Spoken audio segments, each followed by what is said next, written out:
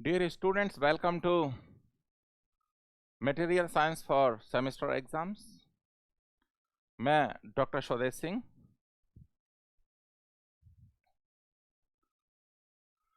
आज मैं क्या कराने वाला हूं, दो टॉपिक, एनीलिंग और नॉर्मलाइजिंग। ये क्या होता है?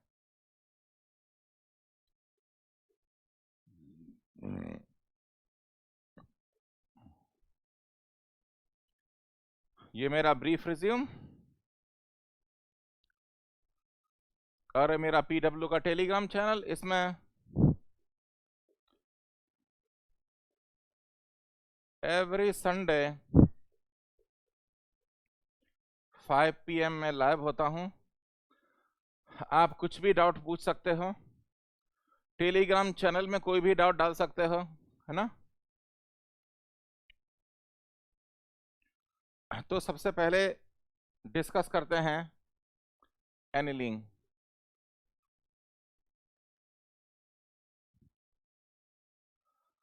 देखो, अगर ये जनरल पूछा है कि एनीलिंग का फंक्शन क्या होता है, ये जनरली ये पूछा है कि एनीलिंग का फंक्शन क्या होता है, तो आप ये बोल सकते हैं annealing increases ductility and let us say reduces hardness। ये बोल सकते हैं आप इन जनरल, ये बोल सकते हैं आप इन जनरल। पर एनीलिंग बहुत तरीके की होती है, एनीलिंग बहुत तरीके की होती है और हर एनीलिंग का एक स्पेसिफिक फंक्शन होता है। तो आपको university exam, specially north Indian और एमपी यूनिवर्सिटीज के लिए मैं आपको 4 तरह की एनीलिंग कराऊंगा। पर एक बात ध्यान रखना, ये जनरल है, हर एनीलिंग का एक फंक्शन होता है, ठीक है। अगर आप आयरन कार्बन फेज डायग्राम देखें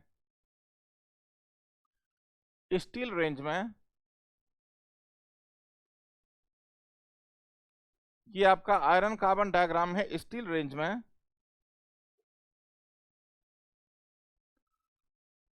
ये टेम्परेचर 725 डिग्री सेंटीग्रेड, ये 910। तो देखो, ये वाली लाइन जो होती है, ये वाली लाइन, इसको बोलते हैं lower critical temperature. Lower critical temperature. और जो ये वाली जो लाइन दिख रही है,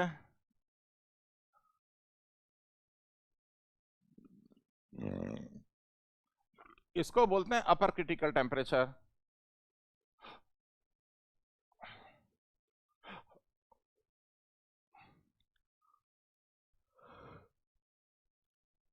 तो अपर क्रिटिकल टेम्परेचर डिपेंड करेगा कि कार्बन की परसेंटेज कितनी है।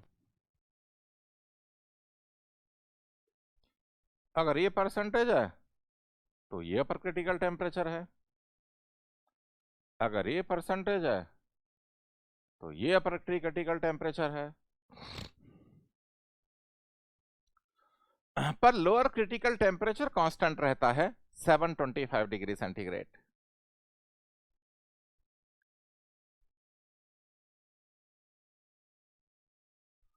तो एनीलिंग बहुत तरीके की होती है, पर सेमेस्टर एग्जाम्स के लिए मैं सिर्फ 4 तरह की एनीलिंग पढ़ाऊंगा आपको मैं। पहली होती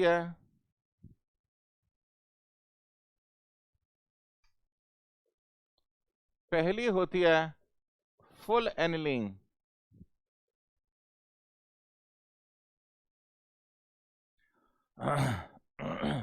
पहली होती है फुल एनीलिंग। तो फुल एनीलिंग में क्या करते हैं, देखो ये मटेरियल का फुल एनीलिंग का ये रेंज होता है, ये वाला।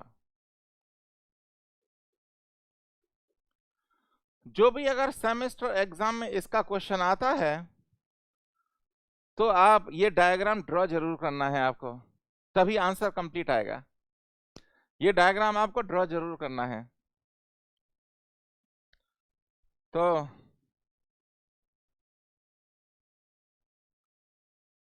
ये हाइपोयूटेक्टोइड स्टील है, ये हाइपर यूटेक्टोइड स्टील है। तो मैं क्या करता हूं, हाइपोयूटेक्टोइड स्टील को हीट करता हूं 50 degree centigrade above the upper critical temperature. देखो 50 degree centigrade above the upper critical temperature.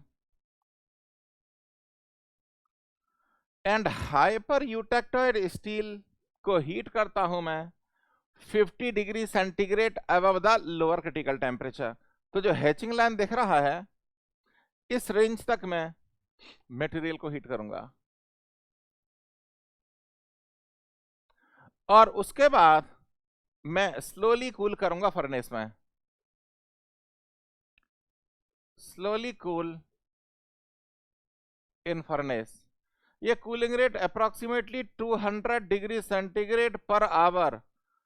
भाइयों और बहनों ये पर आवर है, पर सेकंड नहीं है। क्रिटिकल कूलिंग रेट मैंने जो पढ़ाया टीटीटी डायग्राम में वो पर सेकंड है, ये पर आवर है। तो ये कूलिंग फर्नेस में होगी, भट्टी में डाल दो और भट्टी का टेम्परेचर कंट्रोल रेट से ठंडा करो उसे, क्योंकि ये कूलिंग रेट बहुत कम है। तो अगर आप टीटीटी डायग्राम देखेंगे इसका, अगर आप टीटीटी डायग्राम देखेंगे तो हमारा, क्योंकि कूलिंग रेट बहुत कम है, so we will land it in the upper region of TTT diagram, you will get coarse perlite।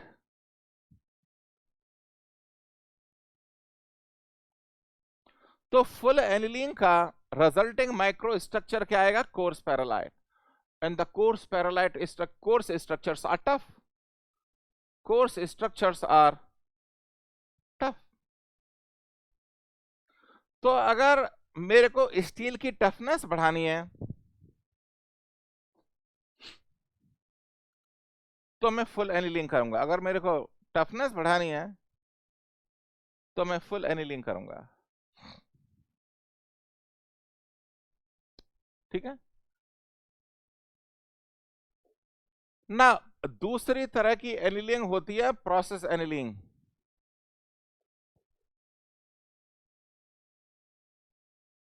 Process annealing, process annealing का ऑब्जेक्टिव क्या होता है, टू रिलीव इंटरनल स्ट्रेसेस। क्या ऑब्जेक्टिव होता है, रिलीव इंटरनल स्ट्रेसेस। और ये इंटरनल स्ट्रेसेस और रेजिडुअल,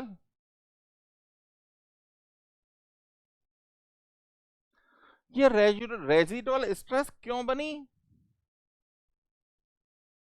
ये रेजिडुअल स्ट्रेस क्यों बनी, because of dislocation pile up at grain boundary.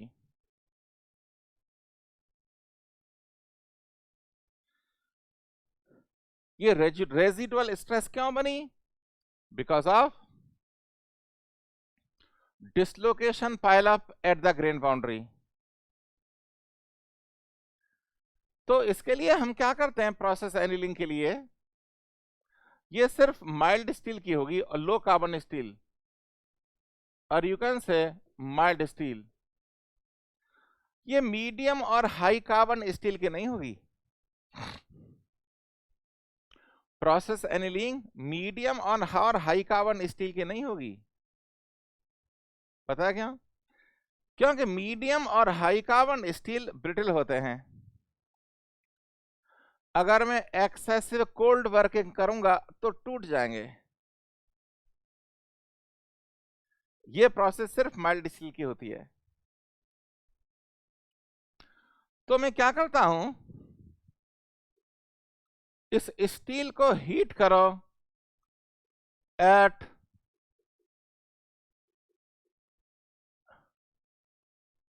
Recrystallisation temperature. Recrystallization temperature क्या होता है? जिस पर नए क्रिस्टल्स फॉर्म होते हैं।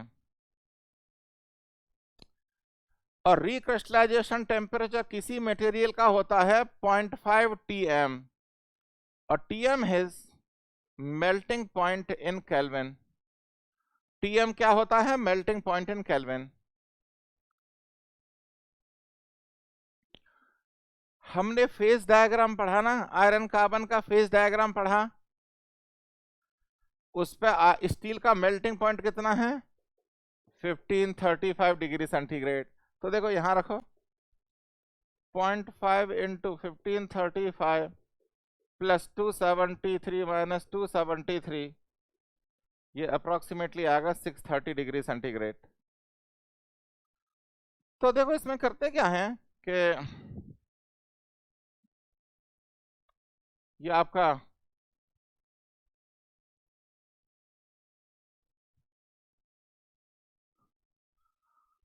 ये 725 डिग्री सेंटीग्रेड है।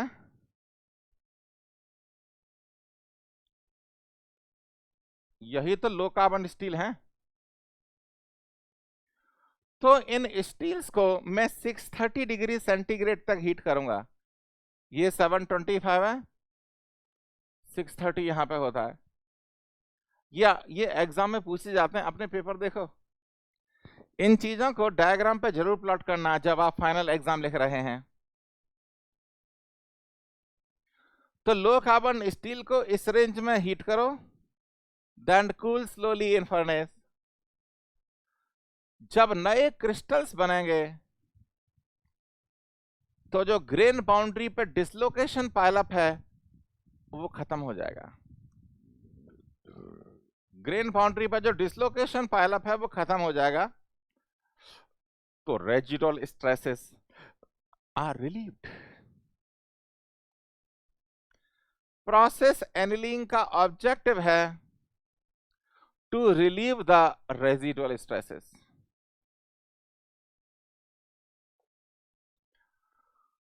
तीसरे टाइप की एनिलिंग होती है स्फेरोडाइज एनिलिंग।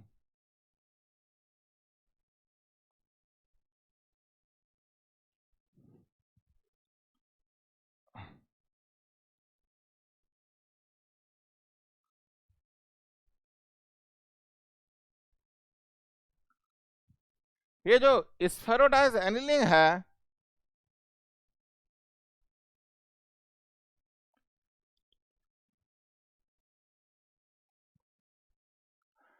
जैसे प्रोसेस एनिलिंग मैंने की थी लो कार्बन स्टील के लिए, स्फेरोडाइज एनिलिंग में करता हूं medium and high carbon steel के लिए।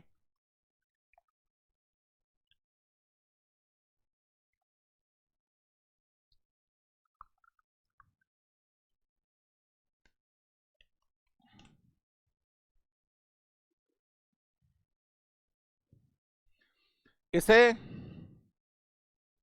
स्फेरोडाइज एनिलिंग में यूज करता हूं medium and high carbon steel.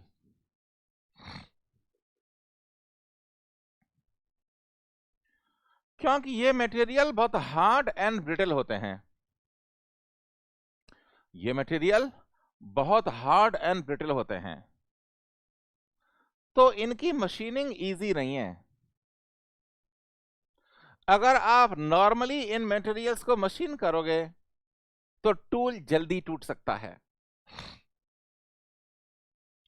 तो इस एनिलिंग का पर्पस क्या है? To increase machinability.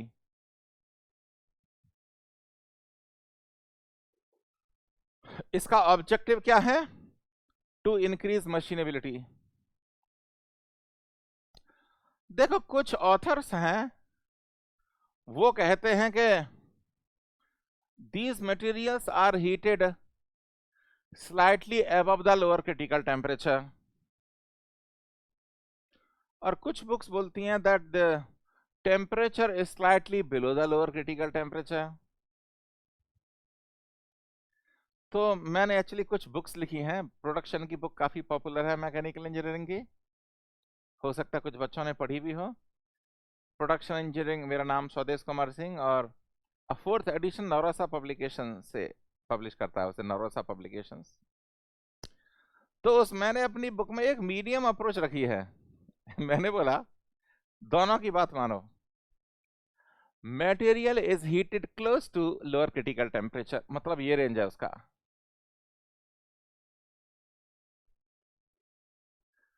तो दोनों की बात मान ली मैंने। तो आप एग्जाम में ना आप यही स्ट्रेटजी फॉलो करना, क्योंकि पता नहीं जो आपका एवेल्यूएटर है पता नहीं कौन सी बुक पढ़ी है उसने, और मटेरियल साइंस की ज्यादातर इंडियन ऑथर बुक्स में मिस्टेक्स हैं, तो इसलिए पता नहीं कौन सी बुक पढ़ी है उसने। तो आप एग्जाम में यही स्ट्रेटजी फॉलो करना, these materials are heated close to lower critical temperature, और उसके बाद फर्नेस में बहुत स्लोली कूल करते हैं, cooled very slowly in furnace। Cooling rate इसका होता है 20 degree centigrade per hour approximately.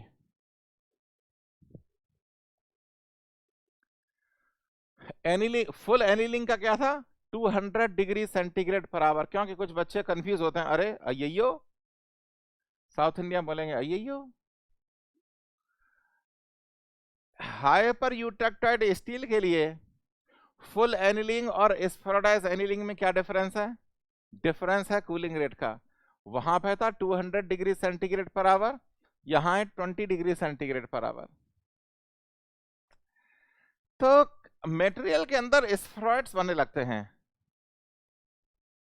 मैंने कास्ट आयरन में बताया था आपको ना, स्फेराइड्स बनने लगते हैं। तो स्फेराइड बनने से मटेरियल की मशीनेबिलिटी इंप्रूव हो जाती है। जो मटेरियल प्रॉपर्टीज होती हैं वो डिपेंड करती हैं उसके क्रिस्टल स्ट्रक्चर पे और उसके माइक्रो स्ट्रक्चर पे। हर एनीलिंग का एक ऑब्जेक्टिव होता है, ध्यान रखना, हर एनीलिंग का एक ऑब्जेक्टिव होता है।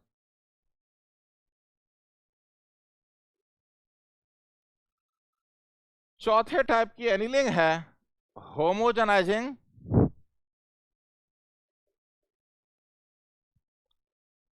और डिफ्यूजन एनीलिंग।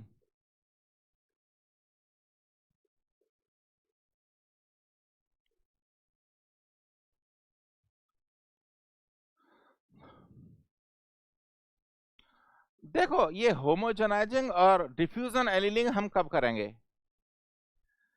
जैसे कोई आपका मटेरियल है, उस पर बहुत जगह आपने वेल्डिंग कर रखी है।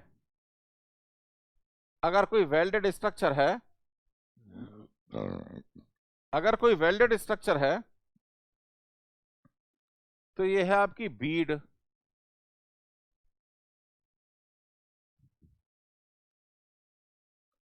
और बीड के पास में होता है हीट अफेक्टेड जोन, और ये है पेरेंट मेटल, मतलब ओरिजिनल मेटल। तो parent metal, heat affected zone और बीड, इन तीनों में मटेरियल की कंपोजिशन अलग अलग होती है। इन तीनों में मटेरियल की कंपोजिशन अलग अलग होती है। अगर कंपोजिशन अलग अलग हुई तो प्रॉपर्टीज भी अलग अलग होंगी। अगर कंपोजिशन अलग हुई तो प्रॉपर्टीज भी अलग होंगी। तो ऐसे केसेस में मटेरियल के अंदर केमिकल कंपोजिशन होमोजेनाइज करना ही होमोजेनाइज एनीलिंग और डिफ्यूजन एनीलिंग है। मतलब केमिकल कंपोजिशन को मैं यूनिफॉर्म करना चाहता हूं, केमिकल कंपोजिशन को मैं यूनिफॉर्म करना चाहता हूं। इसमें टेम्परेचर होता है 1150 डिग्री सेंटीग्रेड। देखो ये रेंज है इसमें, ये वाली।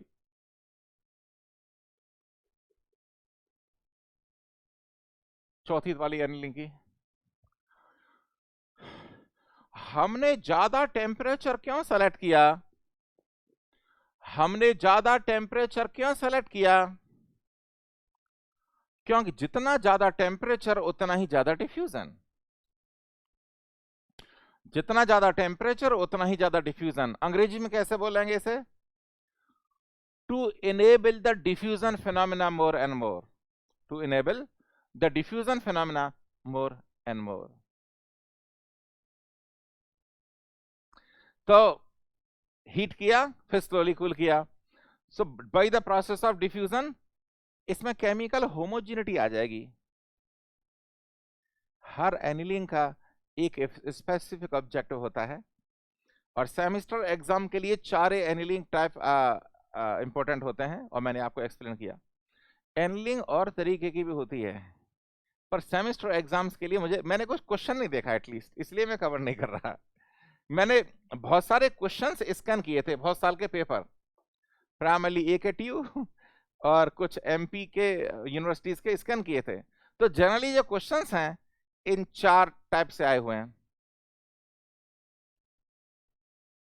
पर जो भी अगर पूछा हो, आप TTT diagram and iron carbon diagram जरूर बनाना, उस पर रीजन बना के दिखाना, आप रीजन बना के दिखाना, ठीक है। नाउ नॉर्मलाइजिंग, नॉर्मलाइजिंग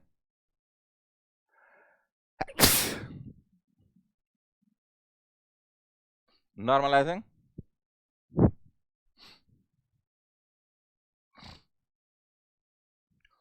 देखिए, अगर आप आयरन कार्बन फेज डायग्राम देखेंगे तो नॉर्मलाइजिंग का रीजन ये है।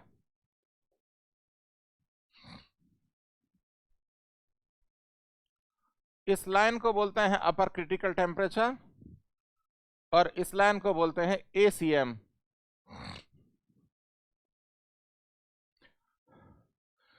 चाहे तो वो हाइपो यूटेक्टोइड स्टील है, चाहे वो हाइपर यूटेक्टोइड स्टील है,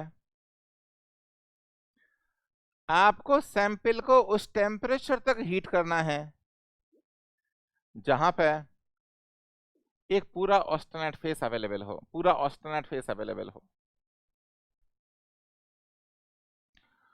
और फिर वहां से हम क्या करते हैं, ऑस्टेनाइट से हम एयर क्वेंचिंग करते हैं। ठंडी हवा में एयर क्वेंचिंग, ठंडी हवा में सैंपल को रख देते हैं। Air quenching critical cooling rate provide नहीं करेगी, air quenching critical cooling rate provide नहीं करेगी।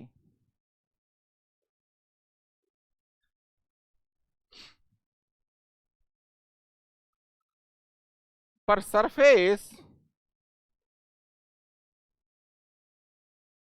And core, surface and core will experience different cooling rate. क्योंकि सरफेस तो हवा के ठंडी हवा के कांटेक्ट में है, तो सरफेस का कूलिंग रेट ज्यादा होगा। सरफेस तो हवा के कांटेक्ट में है तो कूलिंग रेट ज्यादा होगा। कोर मतलब सेंटर पार्ट, उसका कूलिंग रेट कम होगा, क्योंकि वो मेटल के अंदर है ना। तो सरफेस एंड कोर के कूलिंग रेट डिफरेंट होंगे, क्योंकि सरफेस का कूलिंग रेट ज्यादा है तो ये आएगा आपका सरफेस, और कोर क्योंकि उसका कूलिंग रेट कम है ऊपर जाएगा, यानी यहां बनेगा कोर्स पैरालाइट और यहां बनेगा फाइन पैरालाइट। तो मेरा जो सैंपल है क्योंकि सरफेस का कूलिंग रेट ज्यादा है, तो सरफेस में you will get fine grains, fine pearlite, और सेंटर की तरफ क्योंकि कूलिंग रेट कम होता जाता है, grains will be coarser, grains will be coarser. Fine grains are hard and strong, coarser grains are tough. तो जो नॉर्मलाइजिंग है वो बनाती है hard surface and tough core. किसी भी इंजीनियरिंग एप्लीकेशन में मेरा जो सरफेस है वो हार्ड होना चाहिए, so that there is a resistance to scratch, और मेरा कोर टफ होना चाहिए so that there is a resistance to shock. और ये माइक्रोस्ट्रक्चर मेरे को नॉर्मलाइजिंग देती है, इसलिए नॉर्मलाइजिंग को बोलते हैं हम it's a final heat treatment process, final heat treatment process. तो बच्चों आज के इस लेक्चर में मैंने आपको दो एस्पेक्ट डिस्कस किए कि एनीलिंग क्या होती है एंड नॉर्मलाइजिंग क्या होती है। अगले लेक्चर में हार्डनिंग और टेम्परिंग के बारे में डिस्कस करेंगे। Good luck and all the best.